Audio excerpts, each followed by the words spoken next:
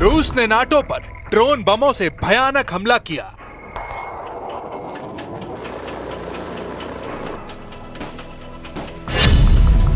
NATO chief का ऐलान, एक एक इंच के लिए लड़ेंगे।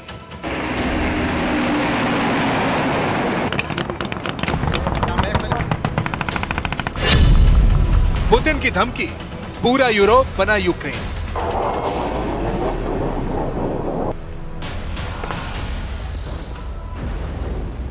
सिर्फ दो वॉर जोन बारूद के ढेर पर है। एक को इजराइल ने बना रखा है, दूसरे को रूस ने। मगर इनका ताप तमाम मुल्कों की तकदीर का फैसला करने वाला है।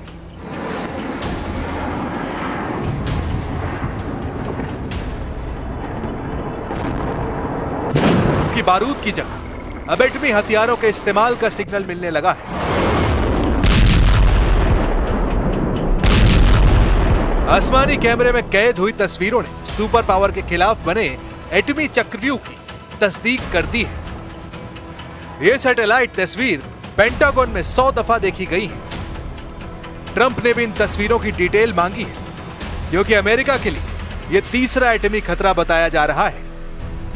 ईरान रूस के बाद अमेरिका को सबसे कट्टर दुश्मन ने परमाणु प्रलय की टेंशन दी है।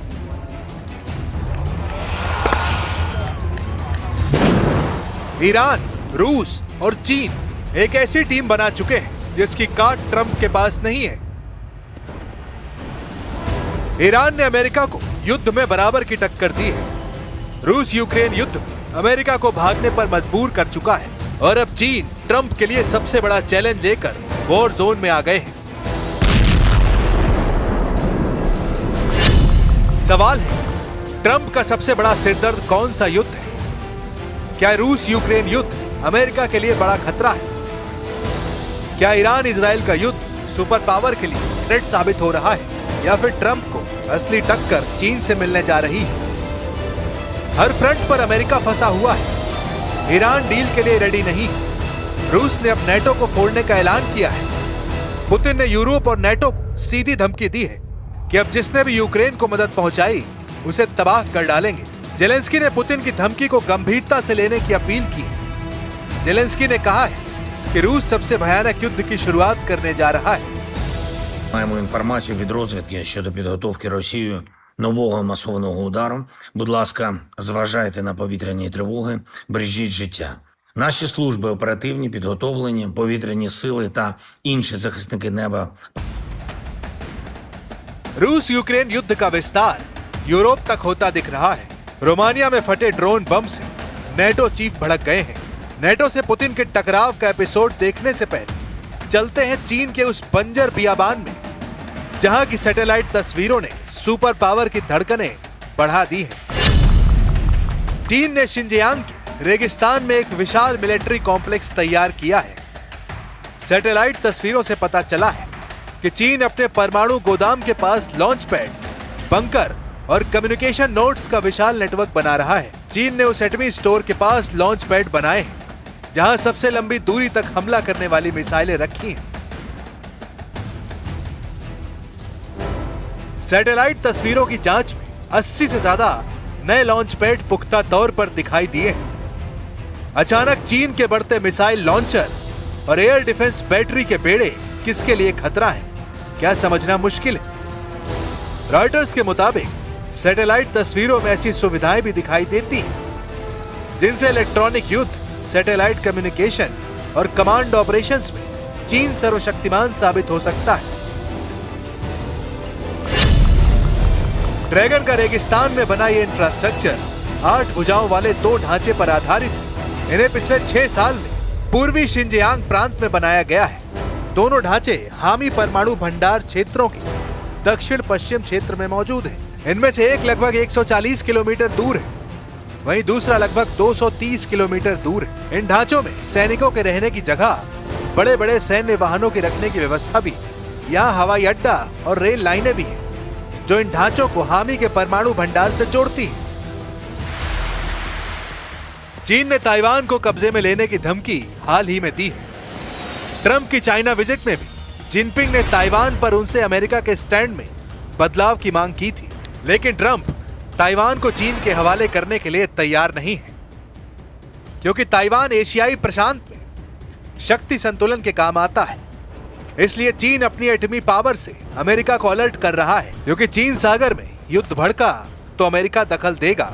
ऐसे में ड्रैगन अपनी एटमी पॉलिसी भी बदलने पर विचार कर सकता है। हालांकि फिलहाल चीन वेट एंड वॉच कर रहा है, क्योंकि ईरान और रूस उसका आधा काम कर रहे हैं।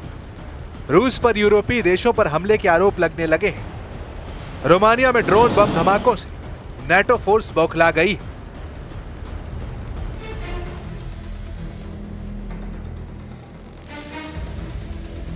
रोमानिया के दक्षिण पूर्वी शहर गलाती में रिहायशी अपार्टमेंट पर रूस से दागा गया ड्रोन फटा है। ड्रोन धमाके में 2 नागरिक घायल हो गए हैं। नेटो चीफ मार्क रूटे ने रूसी ड्रोन हमले के बाद रोमानिया के राष्ट्रपति निकोसोर डैन से बात की है। रूटे ने ऐलान किया है कि वो रूस से नेटो देशों की एक इंच जमीन को बचाएंगे। रोमानिया में ड्रोन स्ट्राइक के बाद यूरोप की महाशक्तियां हरकत में आ गई हैं। जर्मनी ब्रिटेन में इमरजेंसी मीटिंग चल रही है। रूस से युद्ध में बाल्टिक देशों ने ओल्ड एज आर्मी को भी उतारने की शुरुआत कर दी है।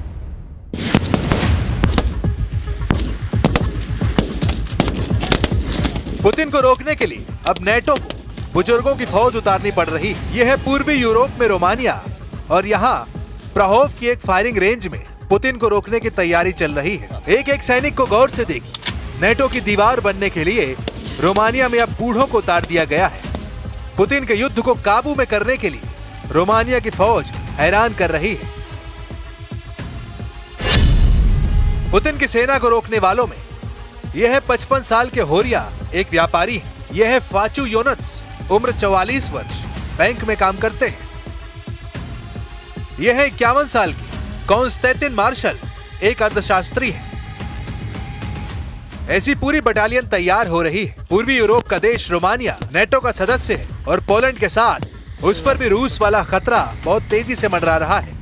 Amenințări, atât timp cât e un război la graniță, sigur că există amenințări și e bine să fim pregătiți să descurajăm. Dacă nu te pregătești, ești țintă ușoară. Romania में उस युद्ध की तैयारी चल रही है जिसकी कभी शुरुआत न होने की दुआ पूरा यूरोप कर रहा है। यूक्रेन से होने वाले हर धमाके का खौफ पूर्वी यूरोप में फैल चुका है। जहां जहां बम फट रहे हैं, जहां जहां रूस के ड्रोन अटैक का डर फैल रहा है, वो हर देश इस वक्त बहुत बड़े ट्रॉमा से गुजर रहा है। रोमानिया में हुए एक धमाके ने इस ट्रॉमा को कई गुना बढ़ा दिया है। रोमानिया की 2 करोड़ की आबादी बहुत ज्यादा तनाव में आ चुकी है। 17 अक्टूबर को हुए इस धमाके की वजह को लेकर पूरा रोमानिया परेशान है, क्योंकि शुरू में लगा कि ये कोई ड्रोन अटैक है, लेकिन अब तक वजह साफ न होने से कई तरह की बातें सामने आ रही हैं। इसी डर का हिस्सा है कि रोमानिया ने अब अपने बूढ़े लोगों की फौज तैयार करनी शुरू कर दी। सबको एक राइफल थमाई और शुरू कर दी गई निशानेबाजी की प्रैक्टिस।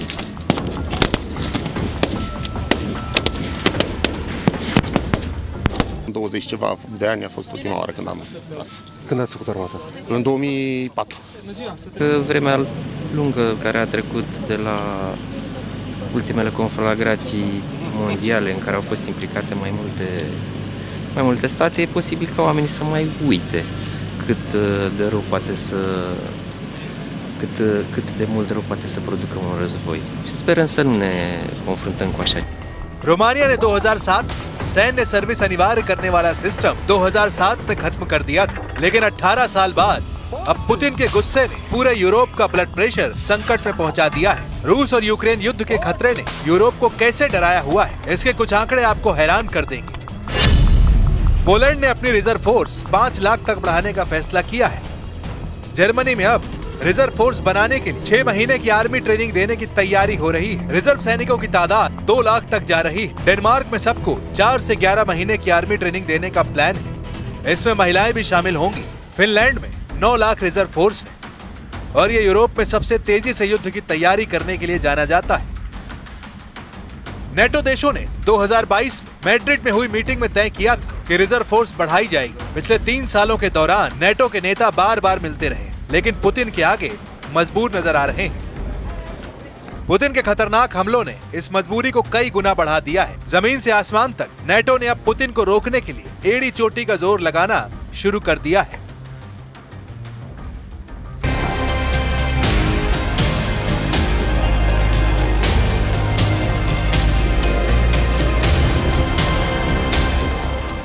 नेटो के जेट अब पुतिन को डराने की लगातार कोशिश कर रहे हैं।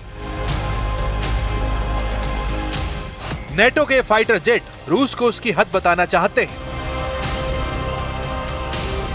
ये फाइटर जेट दावा कर रहे हैं कि नेटो के आसमान में पुतिन की घुसपैठ का मतलब होगा तीसरा विश्व युद्ध। नेटो सोच रहा है कि पुतिन घबरा जाएंगे। नेटो के दिलो दिमाग पर सिर्फ और सिर्फ पुतिन को बैकफुट पर रखने का जुनून। लेकिन क्या इन पैतरों से यूरोप की सरहद से दूर रहेंगे पुतिन? क्योंकि रूस के बॉर्डर पर गूंज रही नेटो के विमानों की गड़गड़ाहट अब मॉस्को तक गूंज रही है। नेटो की एयरफोर्स बता रही कि वो पुतिन की चौखट पर पहुंच चुकी और अब रूस की खैर नहीं।